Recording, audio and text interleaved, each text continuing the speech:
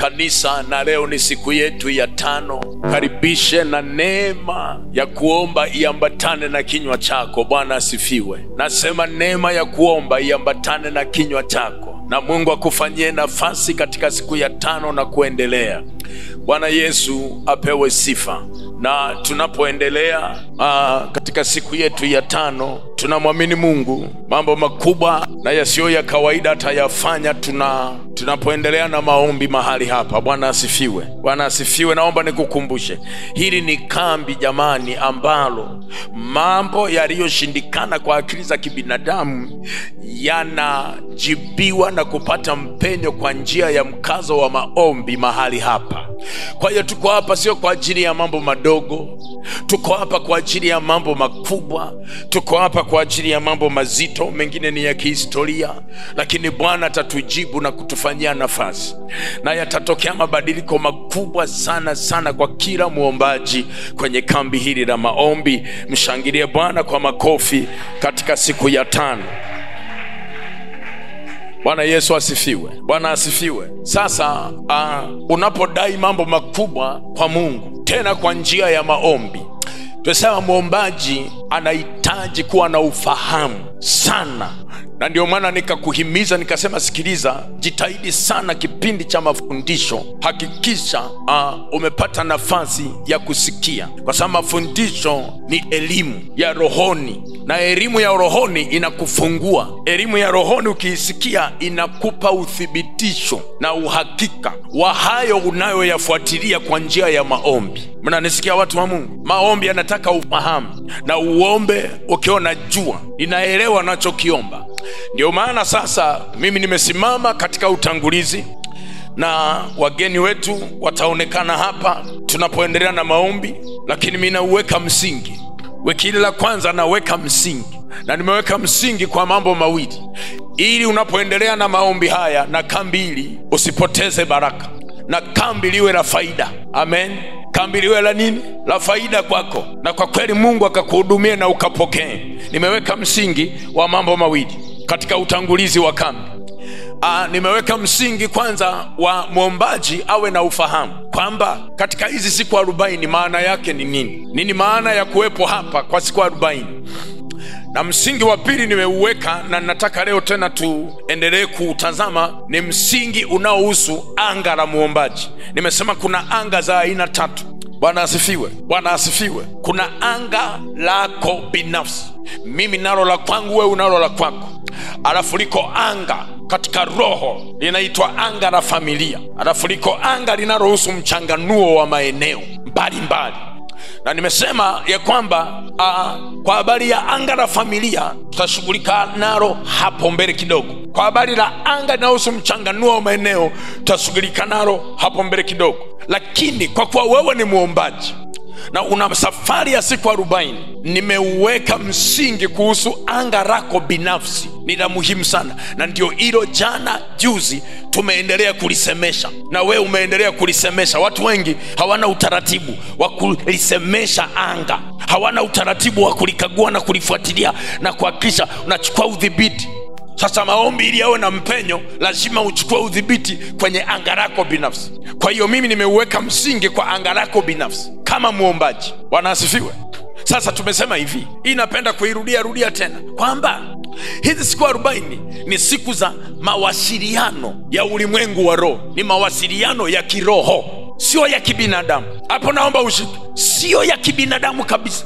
Ni mawasiliano ya kiroho, mawasiliano ya ulimwengu wa roho yanayofanyika kwa njia ya mkazo wa maombi. Mkazo, nimetumia neno mkazo. Mkazo maana yake sio mawasiliano ya kawaida. Hizi siku 40 ni za mkazo maalum, ni mawasiliano ya kiroho. Nimeweka msingi huo, uwe na ufahamu huo kwamba kumbe tunakuja hapa kila siku jioni kwa ajili ya mawasiliano ya kiroho, mawasiliano ya ulimwengu wa roho yanayofanyika kwa njia ya mkazo wa maombi. Hilo jambo la kwanza ukalielewa. Na tukasema hivi, mawasiliano yana pande mbili. Kuna mbinguni na duniani ulipo. Wa duniani wanawasiliana na mbingu. Pale mbinguni nani Pokea maombi yako. Ni Mungu aliye hai na ni Mungu aliyeketi kwenye kiti cha enzi, anamiliki, anatawala. Kwa tunawasiliana hapa na Muumbaji. Ni mawasiliano ya kiroho, sio ya kibinadamu, na ni mawasiliano ya kiroho kwa sababu Mungu ni roho, na ni mawasiliano ya kiroho kwa sababu muombaji, wewe mwenyewe muombaji ni roho. Kwa hiyo hapa ni roho kwa roho zinawasiliana, roho kwa roho. Mungu ni roho, wewe ni roho. Uielewe sana hiyo maana. Kitabu cha Mathayo sura ya 28 mstari wa 8, Bwana Yesu anaongea jambo zito. Nimekuambia mbinguni na duniani vina maingiliano, kuna namna ambavyo kuna mawasiliano kabisa, na ninaomba tuhuishe hayo mawasiliano yawe na moto. Mathayo 28 anasema hivi, sikiliza.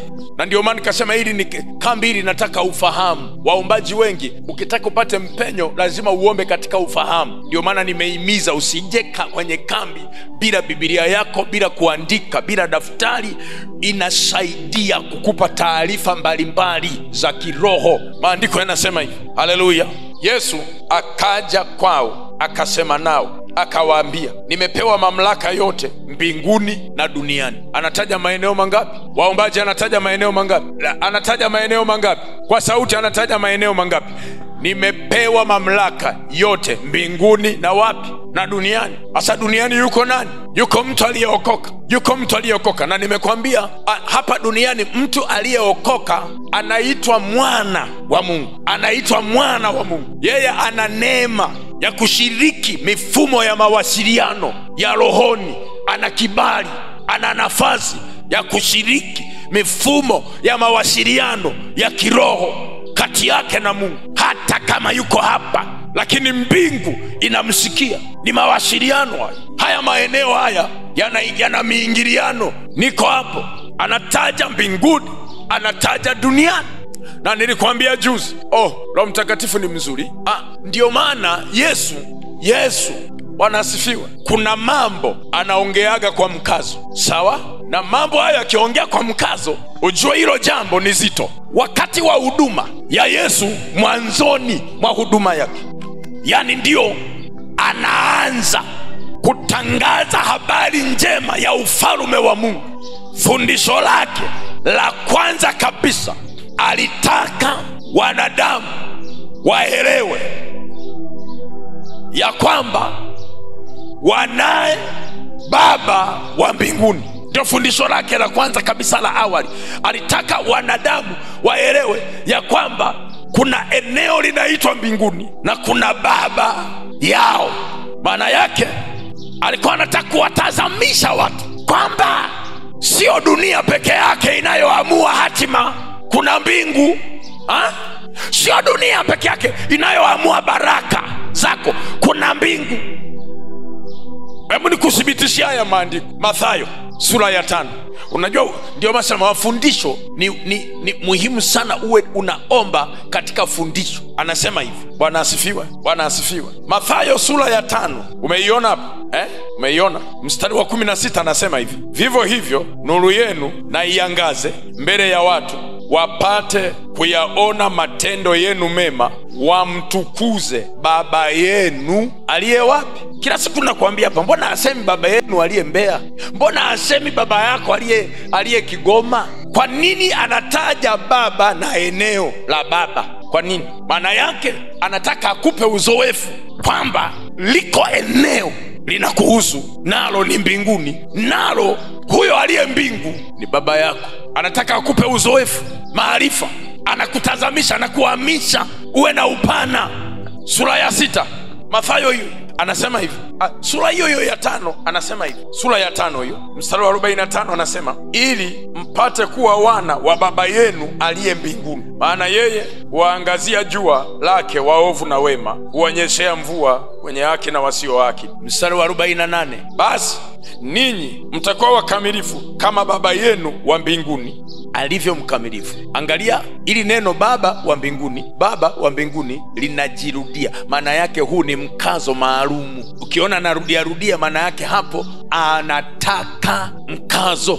Sura ya 6, angalia sura ya 6 anasema hivi, angalieni msifanye wema wenu machoni pa watu kusudi mtazamwe na wao, kwa maana mkifanya kama hayo hampati thawabu kwa Baba yenu aliye mbinguni. Umeona sura ya 5 anarudia sura ya 6. Hii ni sura ya 6. Anaeleza Baba yenu aliye mbinguni. Baba yenu aliye mbinguni. Baba yenu aliye mbinguni. Huu ni mkazo maalum. Hiyo sura ya 6 mstari wa 4 anasema sadaka yako iwe kwa siri, na Baba yako aonaye sirini atakujaza.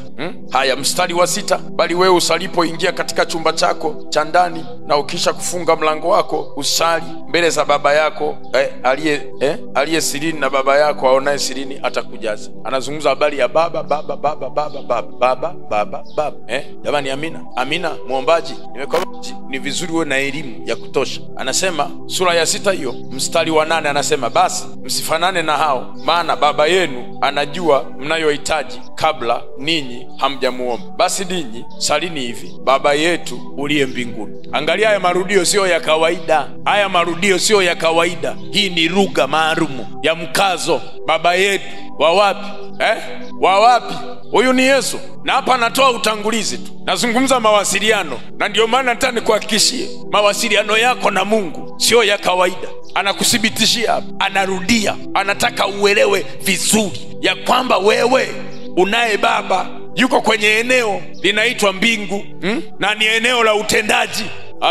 Amen. Haya, sura ya 6 hiyo, twende tunaendelea na darasa. Anasema kwa maana, mstari wa 14, kwa maana mkiwasamehe watu makosa yao, na Baba yenu uelewe hapa, Baba yenu mbinguni. Baba yenu wa wapi? Wa mbinguni atawasamehe ninyi. Bali msipowasamehe watu makosa yao, wala Baba yenu hatawasamehe ninyi makosa yenu. Sura hiyo ya 6 mstari wa 18 pale chini anasema hivi: ili usionekane na watu kuwa unafunga, ila Baba yako aliye sirini, na Baba yako aonaye sirini atakujaza. Jamani, amina. Mstari wa 29 sura hiyo anasema hivi: waangalieni ndege wa angani, ya kwamba hawapandi wala hawavuni wala hawakusanyi ghalani, na Baba yenu Baba yenu wa wapi? Wa mbinguni uwalishao ninyi. Je, si bora kupita hao? Amen. Jamani, haleluya. Unaona mkazo huo? Naona lugha hiyo inarudia. Sura hiyo ya 6 mstari wa 32 unasema hivi. Haleluya kanisa, waombaji, haleluya. Anasema kwa maana hayo yote mataifa huyatafuta, kwa sababu Baba yenu wa mbinguni anajua ya kuwa mnahitaji Baba yenu. Anaendelea, yani ameanza sura ya 5 anazungumza Baba wa mbinguni, Baba wa mbinguni. Sura ya 6 Baba wa mbinguni, Baba. Na huyo Baba mwenyewe anamleta kwenye muelewe, anamleta kwenye maisha yetu. Hebu muulize jirani yako, hebu muulize jirani yako, huyu Baba nafikiri hujamtumia vizuri bado. Hebu mwambie, huyu Baba nafikiri hujamtumia vizuri bado. Ongea naye hapo, mwambie huyu Baba nafikiri hujamtumia vizuri. Huyu Baba hujamuelewa vizuri huyu Baba yako. Nafikiri hujamtumia vizuri. Sura ya 5 anasema Baba yenu wa mbinguni. Sura ya 6 anarudia huyu Yesu. Kwani anarudia hii habari hii? Kwani anarudia hili neno la Baba? Kwani anarudia Baba, alafu huyo Baba anamleta kwetu. Huyo Baba anamleta kwetu. Huyo Baba anataka, yani anasema ni wa kwenu, ni wa mbinguni, lakini ni Baba yako. Anarudia, anawaambia wakazi wa dunia ya kwamba Baba yenu. Hizi ni lugha, lazima ujue kukamata lugha za mkazo za Biblia. Kuna mambo Biblia ikiweka mkazo hapo, usicheze mbali. Pana baraka hapo, pana baraka hapo, pana baraka hapo, pana baraka hapo. Usicheze mbali. Anaenda sura ya 7. Angalia sura ya 7, hatari. Waombaji, haleluya. Waombaji, haleluya. Mawasiliano haya lazima ujue hivi, naye wasiliana naye ni nani? Hebu muulize jirani yako, hivi wewe unapopiga simu, huyo unayempigia simu, kuna watu mimi wananichanganya sana. Kuna watu unapokea simu. Halo. Sasa mimi naitwa Joshua, lakini unakuta sasa, halo Yakobo, ujambo? Na sasa hapana, mimi sio Yakobo, umekosea namba. Na kata. Wangapi mmeona hiyo? Wangapi? Sasa hii kinachokueleza kinakupa uhakika ya kwamba simu yako unapoipiga mbinguni, una uhakika kabisa unayempigia unamuelewa, ni baba. Tena sio wako wazima, ni wakwako. Yesu anasema ni wakwako. Unaongea kwa uhakika kabisa kwenye maombi. Unajua ninayewasiliana naye nina uhakika, wala sio namba nimekosea, wala sijakosea jina, wala sijakosea eneo ninalopiga simu, na uhakika nalo ni kwenye kiti cha enzi cha Mungu. Simu yangu inakwenda kwenye kiti cha enzi. Huyu anaitwa mfalme wa wafalme, Bwana wa mabwana, Mungu mwenye nguvu, na ufalme wake ni wa milele. Ndiye nafanya naye mawasiliano. Yesu anakufundisha hapa, anakutazamisha ujue kwamba wewe una eneo lingine la ajabu lenye nguvu la kufanya nalo mawasiliano. Nadhani huyu baba hatujamtumia vizuri bado. Haiwezekani Yesu anarudia hivi sura ya 5 ya 6 na anarudia tena, we baba yako wa mbinguni, baba yenu wa mbinguni. Anataka ufunguke. Huyu baba hatujamtumia. Mimi nilifikiri sura ya 5 imetosha, nilifikiri sura ya 6 imetosha. Nakuta tena sura ya 7 huyu tena anaendelea na mkazo ule. Angalia. Sikiliza, anasema hivi, ombeni. Sura ya 7 mstari wa 7. Naomba nikae hapo leo. Mawasiliano. Mathayo sura ya ngapi? Wangapi mna Biblia? Tunaanza kusoma wote kuanzia mstari wa 7. Hebu tusome wote kwa sauti. Ombeni. Si tuko kwenye maombi? Au piga kelele, tuko kwenye maombi, si ndio? Haya, msikilize Yesu, fundisho lake. Anasema hivi, ombeni nanyi mtakataliwa, mtanyimwa, havitatokea. Kwanza anakuambia kabisa, kwenye maombi unapewa. Hii ni lugha ya kiroho. Unapewa, uponyaji utapewa, uzima utapewa, baraka utapewa, uponyaji utapewa, ushindi utapewa. Wewe hapo utapewa. Atakupa. Endelea kuomba. Ombeni nanyi mtafanya nini? Tafuteni, bisheni, kwa maana kila ombaye hapokei. Piga kelele, sema kwenye maombi haya nitapokea.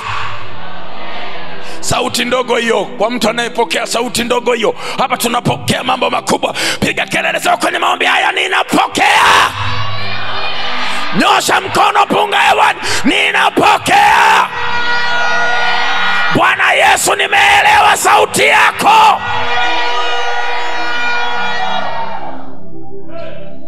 Hii ni sauti yake. Anasema unaingia kwenye maombi unapewa. Kwa hiyo usiombe hapa kama vile unacheza kamari. Unajua kuna maombi kama vile mtu anacheza kamari au ile bahati nasibu. Hii sio bahati nasibu. Sio bahati nasibu. Hii ni ya uhakika kabisa. Hiyo kitu unayokoma nayo itapasuka, nakwambia. Itapasuka na majibu utayaona wewe. Utayaona majibu hapa. Utayaona majibu. Ombeni nanyi mtapewa, kwa maana kila ombaye upokea. Au haya, mstari unaofuata anasemaje? Au ni Yesu huyo. Ili ni fundisho lake. Sura ya 7 narudia. Anawauliza au. Unaiona hiyo au kwenye Biblia yako? Inasemaje? Au kuna nini? Kuna mtu yupi ambaye mwanae atampa? Au akiomba samaki atampa nyoka? Basi ikiwa ninyi mlio waovu yani mlio waovu mnajua kuwapa watoto wenu vilivyo vyema,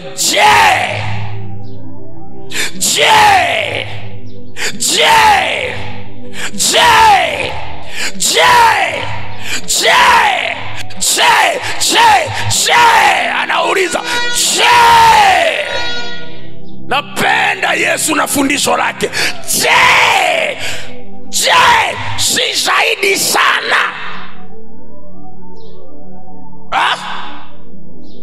Nani? Baba yenu aliye wapi? Bukoba. Baba yenu wa Bukoba, baba yenu wa Shinyanga, baba yenu wa Simiu, baba yenu wa Kagera, baba yenu wa Kilimanjaro. Anawatoa wote, anawatoa wote. Anasema baba yenu anataja na eneo. Eneo ni muhimu sana. Unajua watu wamuelewi, eneo ni muhimu sana. When it's mentioning the location, ni muhimu sana eneo, muelewe.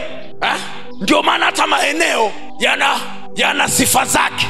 Kuna maeneo yana makorongo, kuna maeneo yana lami, kuna maeneo umeme unawaka, kuna maeneo umeme hauwaki, kuna maeneo ni nyumba za nyasi, kuna maeneo sio nyumba za nyasi. Sawa? Na kuna maeneo yana utukufu na kuna maeneo hayana utukufu. Sasa anaposema baba yenu wa mbinguni, muelewe, kwa sababu mbingu ndio kila kitu, inatawala vitu vyote. Mbingu inatawala vinavyoonekana na visivyoonekana. Wewe unapewa uzoefu ya kwamba unaweza ukaongea na mbingu, unaweza ukasikilizwa. Hivi wewe ni nani? Hiyo ni heshima ya ajabu. Baba yenu. Niko kwenye mifumo ya mawasiliano, tuko pamoja kati ya mbingu na dunia. Na ndio maana juzi, kama unafuatilia vizuri mafundisho, angalia level, yani viwango. Kiwango ambacho Mungu anakuchukulia wewe, anakuchukulia kama mwana. Uko duniani lakini ni mwana, na yeye ni baba, ameketi kwenye kiti cha nini? Cha enzi. Kwa hiyo level yako unapoongea hapa kwenye maombi, ongea kama mwana. Usiongee kama mtu baki, usiongee kama mtu wa mbali, usiongee kama mtu ambaye haujapewa kibali, usiongee kama mtu ambaye haujafanyiwa nafasi. Umefanyiwa nafasi, wewe ni mwana. Kwa hiyo unapoongea, ongea kama level ya mwana, sio kama level ya mtumwa. Wewe unaongea, mawasiliano yako wewe ni ya mwana. Sawa? Kule nyuma sawa. Unaongea na Mungu kama nani? Kama mwana. Unaiona hiyo nafasi? Na yeye anakusikiliza kimawasiliano kama mwanae na kama baba. Kwani mawasiliano ya baba na mwana, lakini hapa nafundisha mawasiliano ya baba na. Kwa hiyo napoongea hapa mawasiliano yangu hapa na Mungu, naongea na baba anayemiliki, anayetawala, baba mwenye nguvu. Baba ni mfalme, baba amejaa utukufu, baba amejaa ushindi, baba amejaa baraka, baba amejaa utajiri, baba amejaa kila kitu. Alafu yeye ni muumbaji. Biblia yangu inaniambia mbingu na nchi na vyote vijazavyo ni mali ya Bwana. Alafu huyo Bwana ananiita mimi ni mwanae, amenipa hiyo heshima. Yesu anasisitiza sura ya 5, anasema baba yenu yuko mbinguni. Sura ya 6 anasisitiza, anasema baba yenu yuko mbinguni. Sura ya 7 ananifundisha mfumo wa mawasiliano ya kiroho, kwamba naweza kuwa duniani nikaongea na mbinguni, na mbingu ikaitikia, na mbingu ikaitikia. Kwenye maombi haya najua mbingu itaitikia, kwenye maombi haya najua mbingu itaitikia, kwenye maombi haya najua Mungu atanyamaza, najua Mungu atanyamaza, najua Mungu atanyamaza, najua Mungu atanyamaza, najua atanyamaza. Kama baba atanyamaza, kama baba atanyamaza, kama baba atanyamaza, kama baba atanyamaza, atasikia sauti ya mtoto inalia, atasikia sauti ya mwana inalalama, atasikia, atanyamaza. Mfumo wa mawasiliano ya kiroho, muelewe, inafanya kazi. Siku moja Yesu aliongea neno zito, nikaogopa. Nikasema, Yesu, hii ni kitu gani unaongea? Hii elimu hii unaongea kitu gani? Na hapa alikuwa amefufuka. Sikiliza, alikuwa amefanya nini? Amefufuka. Mama mmoja akaenda pale kaburini, akakuta kaburi liko wazi. Sasa akawa anahangaika, analia, anasema, wamemchukua Bwana wangu, wamemuiba Bwana wangu. Kumbe Yesu yuko pale pale, anamtazama yule mwanamke. Yuko pale pale. Yesu yuko pale pale. Yesu yuko pale pale. Amefufuka. Sasa mazungumzo yao unayaona sura ya 20 Kitabu cha Yohana. Nataka kumaliza hapa tukaombe. Kitabu cha nini jamani? Mazungumzo yao unayaona. Kitabu cha Yohana sura ya 20.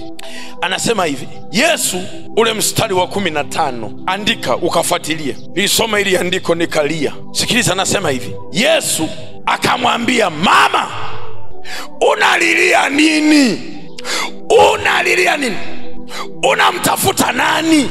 Naye huku akidhani ya kuwa ni mtunza bustani. Yani huyu mama alifikiri huyu hapa anayeongea ni mtunza bustani, gardener. Kumbe ni Yesu mwenyewe. Anamuuliza, mama, unamtafuta nani? Unalilia nini? Mama akajibu.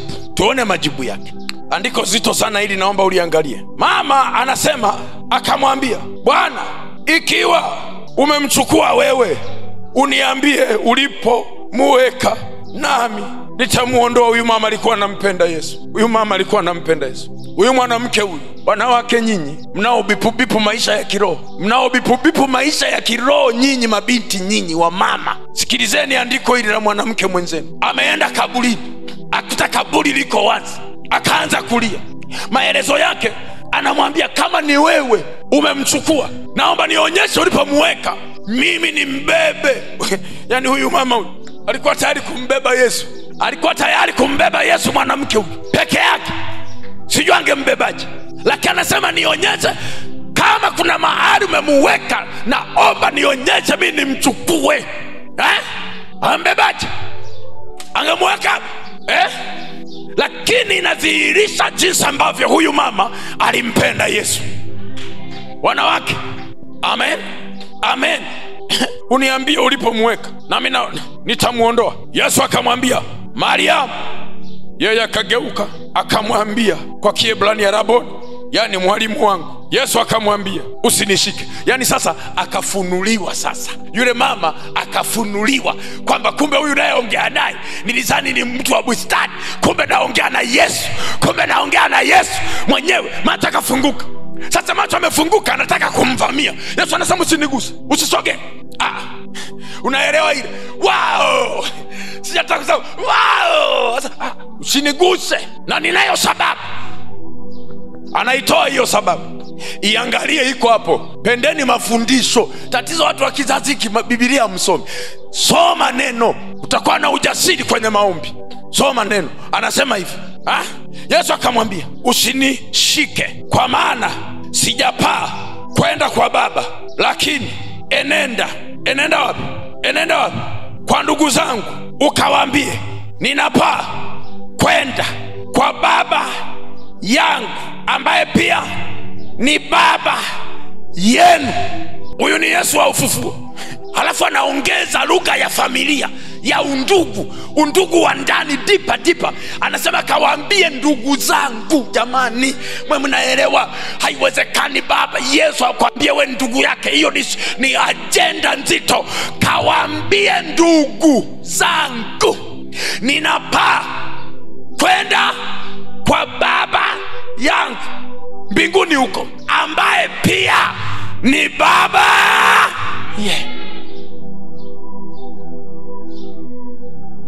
Anakufundisha. Ndio maana ukiona mtu apendi maombi, maana yake hajapata mafunuo ya mawasiliano ya kiroho, hajapata mafunuo ya Mungu kuwa Baba. Mtu akijua Mungu ni Baba, maombi kwa sana.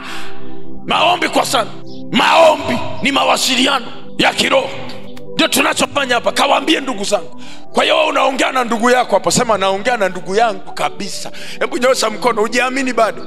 Tatizo lako bado umeshika siju kina mjomba, shangazi, binamu. Achana nao, watakuuza.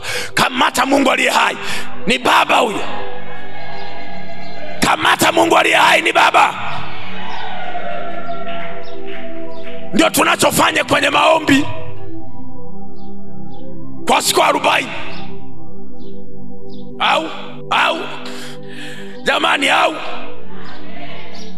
alafu kuna mwanafunzi wa Yesu, kuna alielewa siri hii kati ya mchanganyiko wa mbingu na hapa tulipo. Anaitwa Petro. Waraka wa pili wa Petro. Na maliza huu, alafu tuingie waraka wa pili wa Petro. Ndio maana siku moja Yesu alikuwa anaomba kitabu cha Mathayo, na alikuwa ni muombaji kile cha nini, cha Yohana. Yesu anaomba, anasema Baba, nawaombea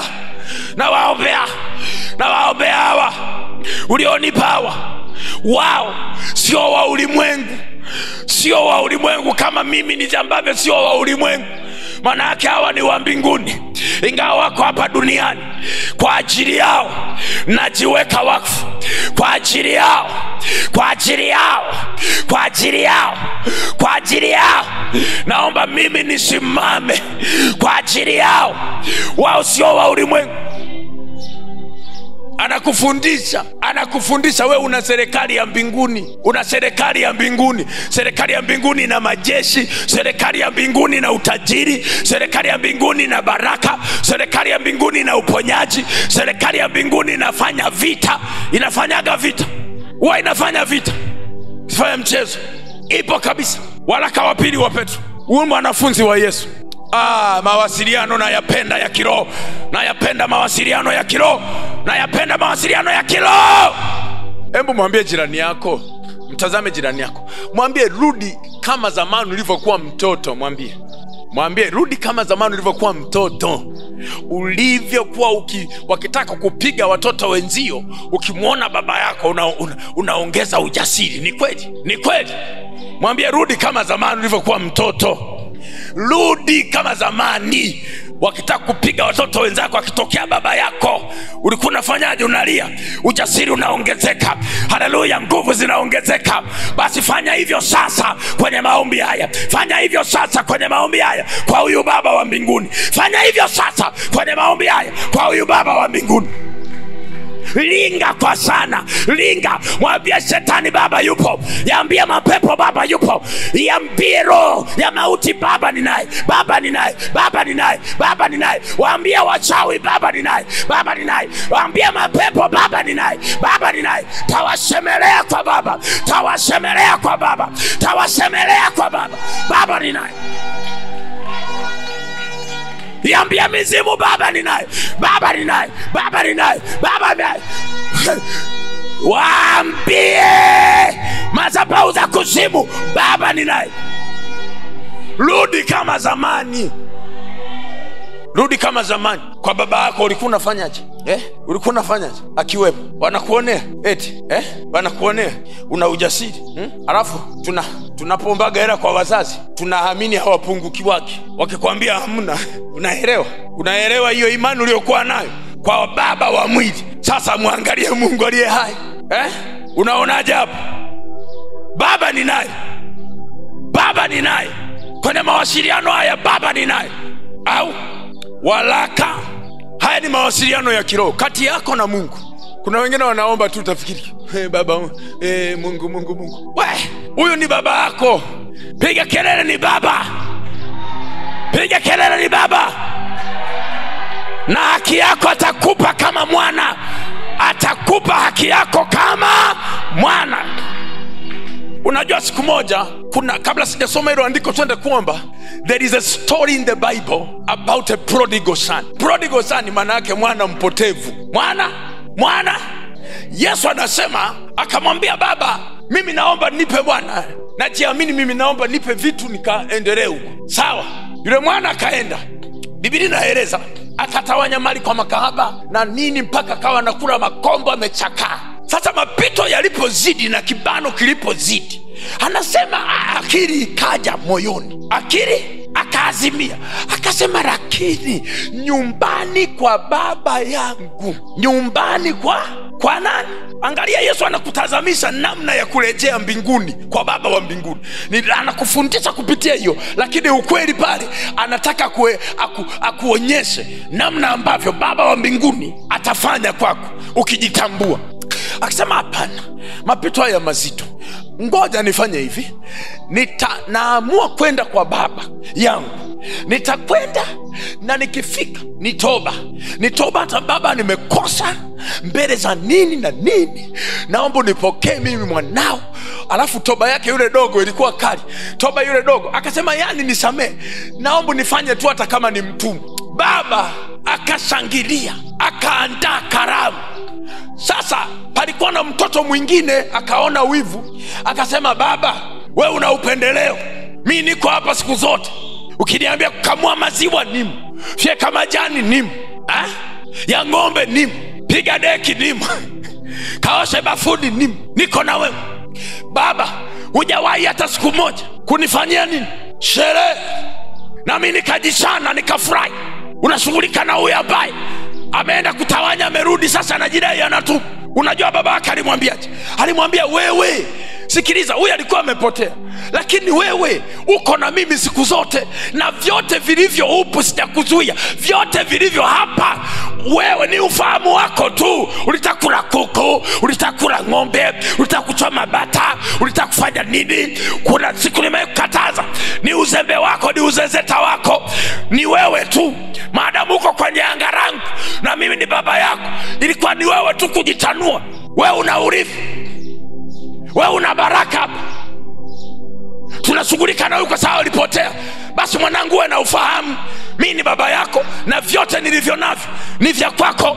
Ndio maana Yesu kila baraka aliyoichukua ameiruka, ameiacha kwa mwana, jina lipitalo majina yote.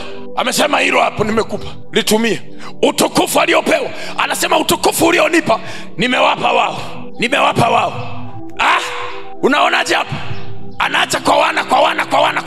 Sasa wana akili, wana ufahamu wa kujua urithi. Changamka wewe, changamka kwenye maombi haya, umebarikiwa. Changamka kwenye maombi haya, umebarikiwa. Changamka kwenye maombi haya, umebarikiwa. Changamka kwenye maombi haya, umebarikiwa. Omba kama mtu mwenye ufahamu, omba kama mtu mwenye ufahamu, unayejua haki yako. Omba kama mtu mwenye ufahamu, omba kama mtu mwenye ufahamu, unayejua haki yako, unayejua baba yako amefanya nini kwenye maisha yako. Changamka. Kwa siku 40 tunafanya nini? Tunawasiliana. Haya ni mawasiliano ya kiroho, ni mawasiliano ya ulimwengu wa roho, sio mawasiliano ya kibinadamu. Ni mawasiliano kati ya nani? Yanafanyika kwa mkazo wa njia ya maombi. Ni mawasiliano kati ya mwana na baba. Baba wa wapi? Wa mbinguni. Baba wa wapi? Wa mbinguni. Tunaongea kwa siku 40, tutaelewana kwa siku 40, tutaelewana lugha kwa siku 40, tutaelewana lugha kwa siku 40, tutatatua kesi kwa siku 40, tutatatua matatizo kwa siku 40, tutapata majibu ndani ya maombi haya, kwa sababu baba ana uhai. Sio maombi ya kawaida tunapokuja. Uwe na uhakika. Haleluya, haleluya, haleluya, haleluya, haleluya. Kanisa, haleluya. Kanisa, haleluya. Kanisa, haleluya. Naweka msingi wa anga sasa. Naweka msingi wa nini? Ulikuwa msingi wa mawasiliano. Mimi nimesema naweka misingi hapa. Ukianza kuomba hapa, uelewe kwa nini shetani akutese, kwa nini akuonee, kwa nini uchezewe.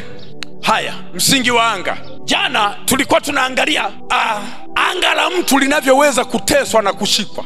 Kitabu cha Luka, na kusomea tu andiko moja tu, alafu tunaenda kuomba hili tu kuhusu anga la mtu. Ndio maana nimesema tu ulisemeshe anga lako.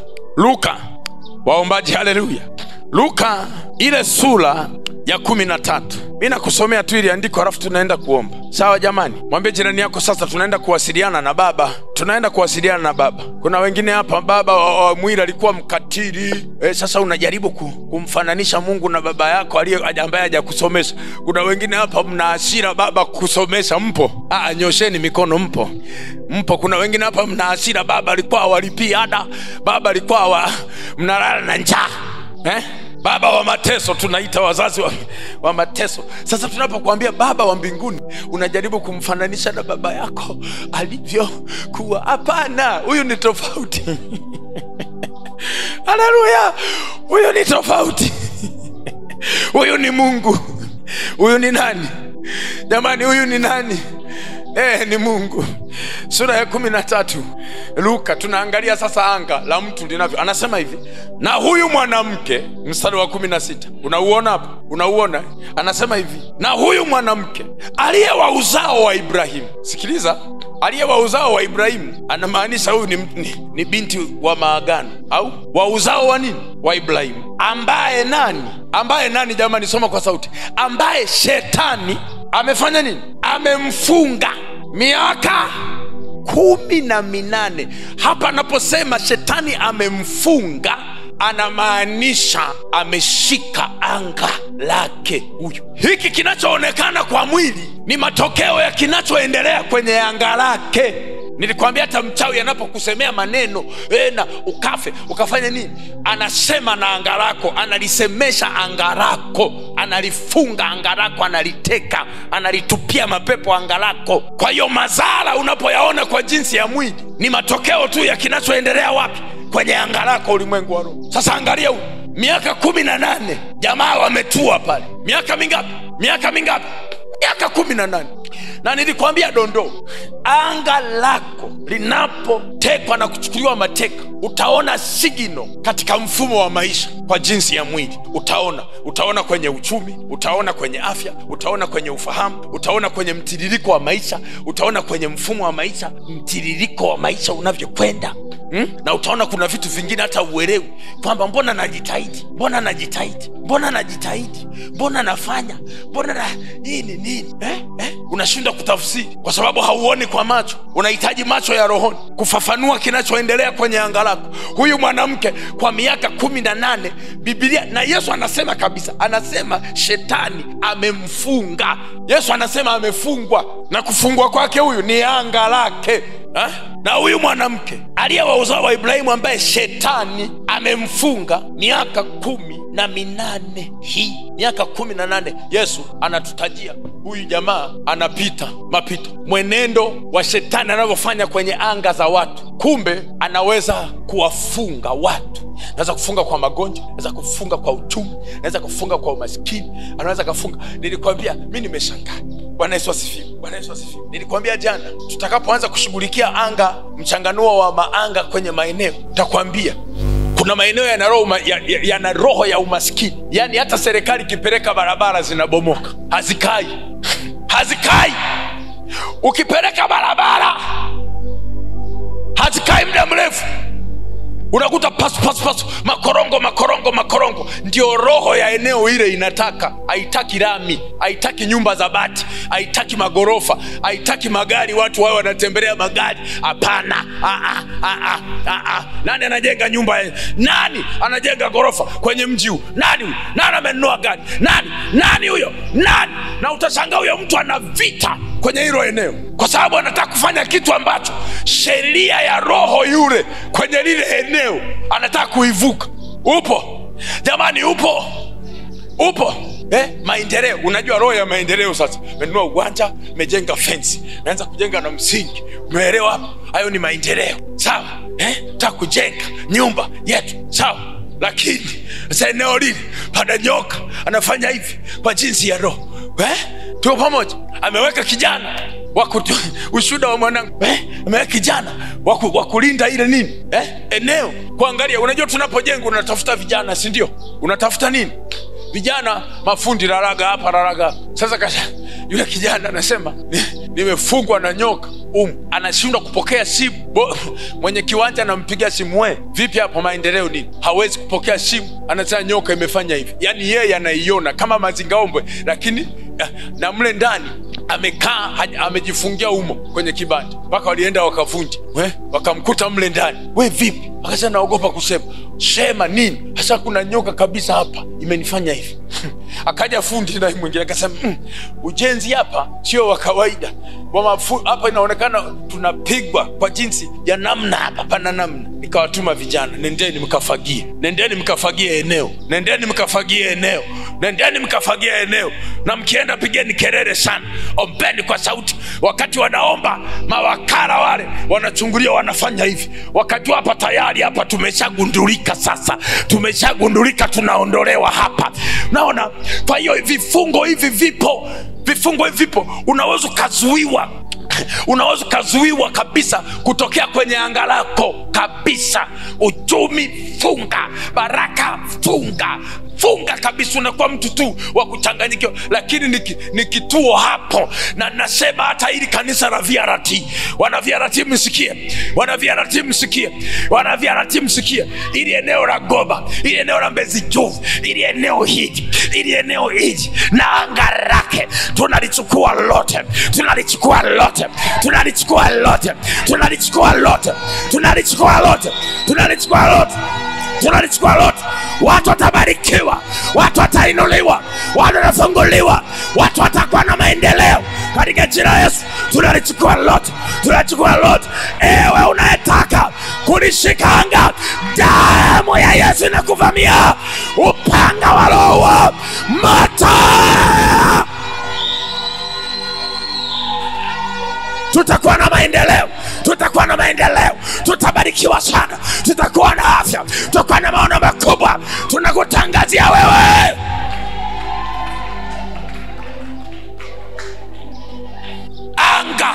anga la kwako lazima ulidhibiti. Huyu mwanamke pito hili kwa miaka 18 ni kitu kinachoendelea kwenye anga lake, ni mapambano yanayoendelea kwenye anga lake, ni roho zinazoendelea kwenye anga lake. Na juzi tumesoma hapa, anasema mkuu wa anga, yule roho wa Efeso amemtaja. Nafungwa vifungo, nasikia nani huyu? Kuna binti moja tulikuwa tunaomba naye, zile roho ni kwenye anga lake, zinasema tatizo nataka kuolewa. Akiacha hii habari ya kuolewa, sisi kesi imeisha. Ugomvi wake na sisi ni harusi, ndio tunabishana hapo. Zinasema kwa ziko kwenye anga lake muhusika. Ndio maana hapa wengi watafunguliwa hapa, kwa sababu hapa tunafagia anga za watu hapa, tunafagia anga za watu hapa. Sijui mizimu iliyojichimbia hapa itawaka moto, itawaka moto, itawaka moto. Mnaelewa? Ni udhibiti. Nani hapa? Maeneo mengine unakuta watoto kushikashika mimba, ujauzito, visichana vidogo, mimba. Jamani, hii kitu unachukua fimbo, unaanza kuchapa, unachapa mwili, hujachapa waanga. Na usipochapa waanga, ngoma bado hujaitatua, hujaifungua anga za watu. Mama miaka 18, kuna wengine uchumi hata afanyeje hakuna mpenyo. Mwingine miaka yuko kwenye nyumba ya kupanga, miaka mpaka nazeka kwenye nyumba ya kupanga, ni anga lake, hakuna kujenga, hakuna. Yani wazo la kujenga na kumaliza nyumba hamna, ni kifungo. Unanisikia? Unabaki tu jamani, kuna nyumba huko ya vyumba 4 unatoka tena bezikate. Bwana asifiwe, Bwana asifiwe. Mimi naona nikitoka kwenye maombi, ndio yani nikitoka kwenye maombi, nguvu ya kufanya vitu inatokea isiyo ya kawaida. Kwa nini? Kwa sababu nimetandika kwenye anga, nimevunja roho ya umaskini, nimevunja maurithi machafu, nimevunja uvamizi. Anga langu lazima nili control mimi. Ndio tunachofanya kwenye awamu hii ya kwanza ya maombi, lazima nilifanya nini? Nili control mimi. Yani Biblia inasema watu watakuwa wanasikiliza roho zidanganyazo. Unaisikiliza roho kutokea wapi? Kwenye anga lako, inakudanganya. Kuna watu bwana, hatufanyeje kwa jinsi ya mwili, hawaendelee, ni anga. Hatufanyeje? Mtafutie kazi, nilitoa mfano hapa jana. Mtafutie kazi, muombe kazi. Bwana na kijana wangu naona hapa rafiki yangu, njoo bwana na kijana wangu bwana, yani tunaye hapa, lakini mtafutie huko kazi bwana. Anasema mna tatizo mchungaji, basi nipe namba yake ya simu na majina yake. Ni nani? Nisema basi huyu hapa. Sasa mwanangu, nenda tayari watakupokea. Anafika kule, nilikwambia, kwa sababu siku kwenye anga kule kuna roho ya umaskini, na roho ya umaskini haitaki uwe na nyongeza ya nini, ya hela iwe inaongezeka. Dalili yoyote ya income, sawa, hatukibahatisha hiyo ulionayo, lakini ziwe inazidi, ukage hapo hapo. Tumempokea kijana, unakuta anachelewa kuja, kukwaza sasa.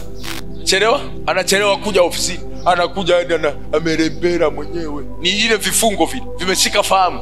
Wewe kwa unakuja saa 3, si tulikubaliana wewe unakuja saa 2. Kazi ya kufanya dakika 2 anafanya masaa 3. Sasa wewe unakwazika. Ukikwazika unakuja, baba yule mtu ndiye niunganisha naye, naona jitambui shinda. Sasa ni ile roho inafurahi, sasa nimeshamkata.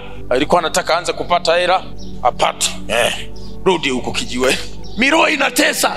Na muombaji lazima udhibiti anga lako, nimesema lazima ulichukue. Yani hapa ninaomba mwanzo mwa maombi, kwa maana anga lako mpaka uhakikisha umeliweka sawa. kabla tujaanza kushughulika na mambo mengine kwenye maombi. Kwa maana angarako mama huyu miaka 18, Yesu anasema shetani amemfunga, amemtight. Nilikwambia mimi dogo mmoja anasema, mchungaji, naomba mimi naona kaka alikuwa anakaa na kakake. Acha naomba kaka, nafikiri nahitaji maombi. Kasi unahitaji maombi yani? Akasema kaka, pale tunapokaa chumba kile kodi ilikuwa shilingi 3,000 kwa mwezi. Leo imepanda ni 30,000. Hana wazo, hana habari kwamba kuna kununua kiwanja, kuna kujenga. Kamsikiliza huyo mtoto. Sasa hiyo ni issue ya anga la huyo mtu. Kwa sababu anga likifungwa, huyo mtu ukimtazama na mambo yake hupati majibu. Yani anakushangaza kwamba kwa nini? Mbona ashtuki? Na kifungo cha anga nilikwambia jana kinaambatana na uvuvio. Kinaambatana na nini? Na uvuvio. Unakuta tu lilo la uzinzi limemshika, anasimama barabarani anasubiri wanaume. Mwenzako yuko katika roho. Yani kama vile ambavyo wewe uko katika roho kwa Bwana, na yeye yuko katika roho, kwa maana anga lake limeshikwa na anaendeshwa na roho, anasubiri wanaume hivi. Ule ni uvuvio. Akili ya kawaida kajaribishe. Wewe nenda kajaribishe, kasimame barabarani usiku peke yako. Thubutu. Katika akili nzuri, mnanisikia? Katika akili unaweza ni uvuvio. Anakuwa katika hali sio ya kawaida, ingawa yeye anaona ni kawaida tu, yana sana jiuza, lakini ukweli ni anga linamtumikisha, anga lake limeshikwa. Kwa anasimama tu, alafu ajali huyu anayekuja, mwanaume anayekuja ni jambazi, mwanaume anayekuja huyo ni pepo, mwanaume anayekuja huyo ni chinja, wala nikipaki gari kwenye gari anaondoka, hajui kwamba anaenda kuuawa. Yani vyote hivyo hajiulizi, kwa sababu anakuwa kwenye hali ya mateka, sio hali ya kawaida. Mnanielewa? Hata jambazi, hata mwizi ni kifungo kwenye anga lake, anavuviwa, anaingia kwenye nyumba ya watu, anaruka ukuta. Hajui huyu mwenye nyumba ana bunduki, hajui amejifichaje, hajiulizi hiyo hatari zote, kwa sababu ni uvuvio maalum wa kipepo. Maanga yakishikwa, sasa kuna vifungo vya umaskini, vifungo vya magonjwa, vifungo vya ufahamu, vifungo katika maisha, vifungo mbalimbali, mazuio mbalimbali ya mambo mazuri yasiwe yanatokea. Mnanisikia? Mambo mazuri yasiwe yanafanya nini? Yanatokea. Ombeni mabinti, sawa, mpaka tuje kwenye harusi yako. Simama, mpaka tuje kwenye harusi yako, omba, shughulikia anga lako. Yani mpaka kabisa tuje kabisa. Sasa mchungaji anaingia, wamama sasa wanakuja, WWK hao wanakuja kitchen party leo, sasa wazazi upande huu. Yani mpaka hiyo ikukute. Shughulikia anga lako. Sasa kuna wengine, mabinti wengine anakazana tu kuchagua nyimbo atakayoingilia. Hajachubiwa, ila anatunga tu wimbo tu. Na mimi naona nitaingilia umeinuliwa zaidi. Unatunga nyimbo, shughulikia anga kwanza. Piga kelele cha kwanza anga lako, nyimbo baadaye. Unawaza tu yani, sijui nitaingilia wimbo gani. Shughulikia anga kwanza. Elewa mambo ya muhimu ya kushughulikia. Unawaza si atakuwa mrefu yani, jamani, si atakuwa mrefu yani naisubiri hiyo siku kwa hamu. Unaisubirikia anga lako shughulikia anga kwanza. Chukua anga lako kwanza. Dhibiti anga lako kwanza. Lishika anga lako kwanza, na mengine mtazidishiwa. Unawaza mshono, yani mimi nikichumbiwa nitashona gauni la maruni baadaye. Cha kwanza anga. Nani huyo? Nani anafukuzia anga langu? Nani huyo? Ni roho ipi? Nani huyo? Nani ananinyemelea? Nani ananizuia? Nani anazuia baraka? Nani anataka kunichanganya? Nani anataka kunipotezea muda? Nani huyo anataka kunipotezea muda kwenye safari ya maisha? Ni roho gani hiyo? Katika jina la Yesu, thibiti kwanza, mengine yatakuja. Mama huyu miaka 18, anga limetekwa la kwake, analia tu, amshukuru Yesu. Uponyaji ulikuja alipokutana na Yesu. Na mimi naomba ukutane na Yesu. Naomba ukutane na nani? Hiyo ni issue ya anga. Wangapi mmeona mtu wa jinsia unamshanga yuko kwenye kitu hicho lakini hamna growth? Jamani, nyosheni, msione aibu, tuko kwenye maombi. Hizo ni issue za anga. Yani muhusika anaona tu, mbona niko kawaida, mbona yani ni kawaida tu, lakini sio hali ya kawaida. Kwa sababu vifungo vya anga vinakupa uzoefu kwenye akili yako kwamba hiyo hali ni hali ya kawaida tu. Ni kama panya anavyong'ata huko anapuliza. Ndio vifungo vya anga vilivyo. Wakati mwingine ndani ya miaka 3 tu tayari ameshafika Dubai, amesharudi huyo. Yani hakuna, yani hata ule mtikisiko wa ufahamu kwamba nifanye jambo jipya. Ndio anga zinavyokuwa. Na kwenye anga pia, kwa mfano Paulo anaposema tukiangusha ngome, anamaanisha ni ngome inayojengwa kwenye anga za watu. Ni ngome. Kwa mfano Yesu alikuwa, jamani Bwana asifiwe, Yesu alikuwa Yesu nisaidie hapo. Yesu alikuwa anataka kuchukua anga la dunia. Wakati analinyemelea ili alichukue, liwe kwenye mikono yake, alafu awafungue watu waokolewe, akakutana na anayemiliki hilo anga. Akamwambia mambo yafuatayo. Akamwambia, ukitaka kwanza sikiliza. Anasema akamuonyesha kwamba miliki ziko mkononi mwangu. Fahari yote ya dunia iko mkononi mwangu. Fahari maana yake ni hali ile nzuri ya utukufu na baraka na mali. Anamwambia ziko mkononi mwangu. Kitabu cha Luka. Yesu anamsikiliza, anamnyatia, wanataka kupokonyana. Yesu anataka kupokonya hilo anga, anataka alirudishe mikononi mwake. Hiyo kama nafundisha anga katika kuteka anga kwenye maeneo. Yesu anasogea sasa, amekuja sasa, anataka alichukue. Akakutana na mwenye anga, na Biblia inasema kabisa Ibilisi, shetani, akamhoji, akamwambia sikiliza, ukitaka nisujudie. Alafu akamuonyesha, akamwambia unaona miliki zote hizi za ulimwengu ziko mkononi mwangu. Fahari ya ulimwengu nayo mimi. Alafu akamwambia na enzi. Alitaja vitu vitatu shetani. Alitaja fahari, alitaja miliki, alitaja na enzi hapa duniani. Akamwambia nina miliki, iko mikononi mwangu. Ukitaka nisujudie. Na pia kwa taarifa yako, ninampa ninayemtaka. Shetani anamwambia Yesu. Na Yesu hilo anga nalitaka. Hiyo fahari ndio anataka ipokonye. Hiyo enzi ndio anataka ipokonye. Upo. Mwanaume alipambana. Mwanaume alikuwa ngangari. Mwanaume alikuwa ngangari mpaka akalichukua, mpaka akalipokonya. Na ndipo baada ya kulipokonya anasema nimepewa mamlaka yote mbinguni na duniani. Ninazo funguo.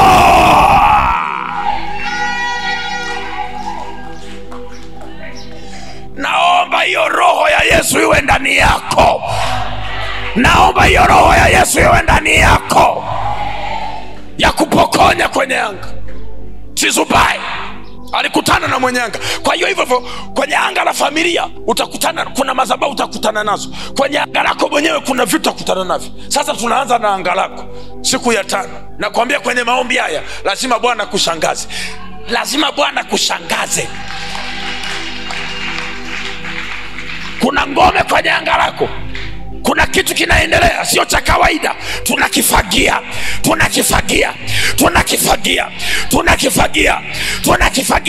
Majira mapya yanazaliwa katika jina la Yesu. Simama pamoja nami, piga kelele, sema Bwana Yesu, unanisaidia kwa habari ya anga langu. Piga kelele, tunamaliza maombi siku ya 5. Bwana Yesu, unanisaidia kwa habari ya anga langu. Saidia. Piga kelele, unanisaidia. Jamani, tunamaliza, unanisaidia. Nyosha mkono wako, sema pamoja nami, Bwana Yesu, nakamata mazuio yote kwenye anga langu. Kila hali ya mazuio nakamata jioni ya leo. Kila upinzani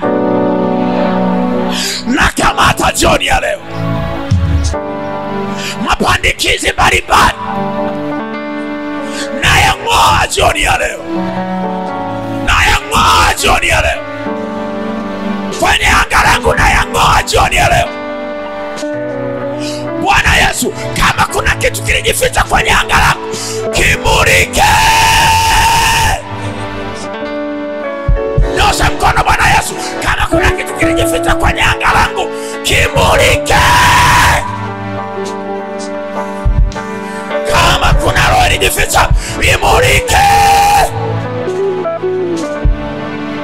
Imulike. Imulike. Rudia maneno hayo, imulike. Imulike. Imulike. Imulike. Imulike. Imulike. Imulike. Roho Mtakatifu, imulike. Imulike. Imulike. Imulike. Naomba sema pamoja nami. Imulike. Imulike. Imulike. Nisaidie kuelewa Yesu leo. Nisaidie kuelewa leo tena. Nimekuomba nisaidie kuelewa. Kwa habari ya anga langu nisaidie kuelewa. Nisaidie kuelewa. Naomba hekima yako. Naomba hekima yako. Naomba hekima yako. Naomba hekima yako. Kwa habari ya anga langu ulimwengu wa roho. Naomba hekima yako. Naomba hekima yako. Naomba hekima yako. Naomba hekima yako. Naomba hekima yako. Naomba hekima yako. Yesu, naomba hekima yako. Naomba hekima yako. Naomba hekima yako. Naomba hekima yako. Naomba hekima yako. Miaka mingi nimehangaika na hiki kitu. Naomba hekima yako. Naona sio cha kawaida. Naona sio cha kawaida. Kwenye anga langu sio cha kawaida. Nimehangaika na hilo. Naomba hekima yako. Naomba hekima yako. Naomba hekima yako. Naomba hekima yako. Endelea kuomba hekima. Naomba hekima yako. Naomba hekima yako. Kwa habari ya anga langu, naomba hekima yako. Nini kinaendelea kwenye uchumi wangu? Nini kinaendelea kwenye afya yangu? Nini kinaendelea kwenye mtiririko wa maisha? Naomba hekima yako. Wewe omba tu. Kwa sababu Biblia inasema hekima ya Mungu iliyo ya namna nyingi ipate kujulikana na falme na mamlaka ulimwengu wa roho. Hekima yako, naomba hekima yako. Wewe tamka tu, naomba hekima yako. Naomba hekima yako. Kwa habari ya anga langu, naomba hekima yako. Naomba hekima yako. Nataka kulilea anga langu. Nakataa halitaharibika. Nakataa halitachakaa. Nakataa halitapotea. Nakataa halitafungwa. Naomba hekima yako. Naomba hekima yako. Jioni ya leo, siku ya 5, naomba hekima yako. Naomba hekima yako. Kwa habari ya anga langu, naomba hekima yako. Omba hekima, omba hekima, omba hekima. Anasema hekima iliyo ya namna nyingi pata kujulikana na falme na mamlaka ulimwengu wa roho. Kwa hiyo hekima ya Mungu unapoiomba itashuka. Usitoke utoe taja tu. Naomba hekima yako. Naomba hekima yako. Bwana Yesu, naomba hekima yako. Naomba hekima yako. Hakuna wakati ambao Bwana Yesu nakutarajia kama huu. Hakuna wakati ambao nakutarajia kama huu. Ninaomba hekima yako. Kwa habari ya anga langu, ninaomba hekima yako. Karabashakara. Ninaomba hekima yako. Ninaomba hekima yako. Wewe ni maarifa. Wewe ni maarifa. Nataka kulibariki anga langu. Nataka kuliinua anga langu. Na linapokea uponyaji. Na linapokea uponyaji. Linapokea uponyaji. Piga kelele, linapokea uponyaji. Piga kelele, linapokea uponyaji. Piga kelele, linapokea hekima. Hey. Yesu, Yesu, Yesu, Yesu, unahudumia anga langu. Yesu, Yesu, Yesu, unashuka kwenye anga langu. Yesu, Yesu, Yesu, naliweka wakfu anga langu. Yesu, Yesu, nalitakasa anga langu. Yesu, Yesu, Yesu, Yesu, Yesu, Yesu, Yesu, unanifanyia nafasi kwenye anga langu. Yesu, Yesu, Yesu, unaondoa kila udhaifu. Yesu, Yesu, unaondoa kila hila. Yesu, Yesu, unaondoa kila utapeli. Kila utapeli uliowekwa. Yesu, Yesu, Yesu, Yesu, Yesu. Sasa naanza kuona. Naanza kuona. Macho ya rohoni yanaona. Yesu, Yesu, anga langu linaona sasa. Naziona baraka. Naziona baraka. Naziona baraka. Naona mwelekeo sasa. Maana macho yanaona. Nauona uzima. Nauona uzima. Yesu, nanisaidia. Hekima yako imeshuka kwenye anga langu. Naomba hekima.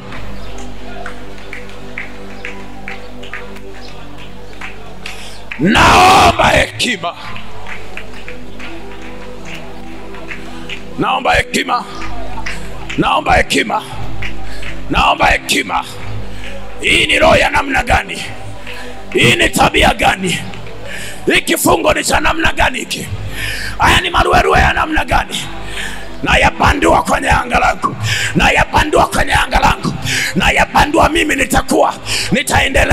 nitaendelea kiuchumi, nitaendelea kimaono, nitaendelea, nakwambia nitaendelea. Nitakuwa na afya, nitakuwa na baraka katika jina la Yesu, nitakuwa na mafunuo katika jina la Yesu. Anga langu pokea hekima ya Mungu. Libariki anga lako,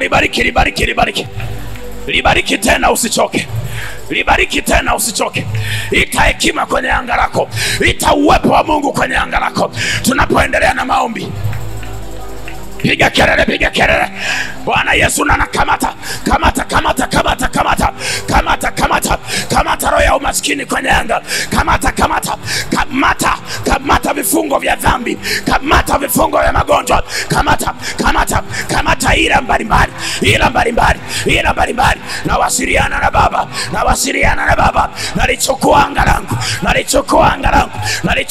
langu, siriachi kwa wachawi, siriachi kwa mapepo, siriachi kwenye laana, siriachi kwenye giza, siriachi kwenye hofu. Nalipokonya, namshangilia